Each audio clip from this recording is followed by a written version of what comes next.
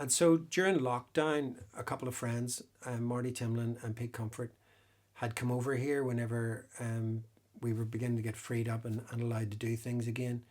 And so, kind of 2021, that period, spring 2021, they came over, and the intention was to write songs together and then put them up on a live stream, only to discover that here at the studio, the internet is slower than a snail in reverse gear.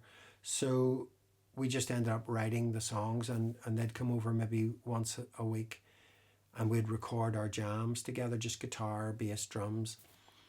And some of those songs I then came back to later and had ideas for and developed into, instead of just being riffs and guitar parts and band parts, I developed into full blown songs. But those songs were so different because of the way they'd been created that I wasn't actually sure if I would ever use them. And I suppose I kind of put them on the back burner in my mind and thought, well, it was a useful experiment. There was 5 or 6 of those songs, I think. One was called Volcano. One was called I Got Dreams. One was called I Wished That I Knew. And another was called I've Got a Secret. So it was this bunch of tunes that I kind of shelved as an interesting kind of side project. And then in February this year, I was at a friend's father's funeral, and I bumped into a guy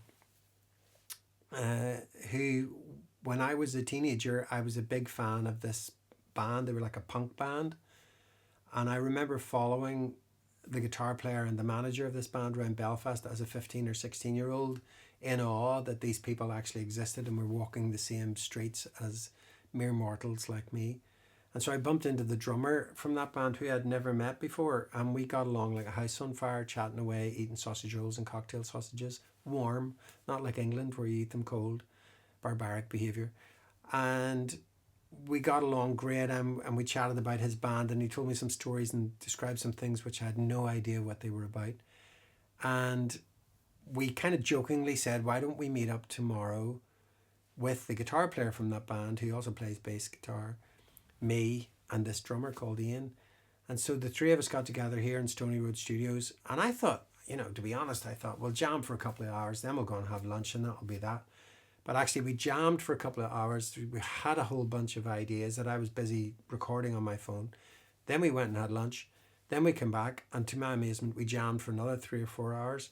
And that gave me a body of work that I could really mine. I went through all these riffs and ideas and gradually got inspired to write songs around those.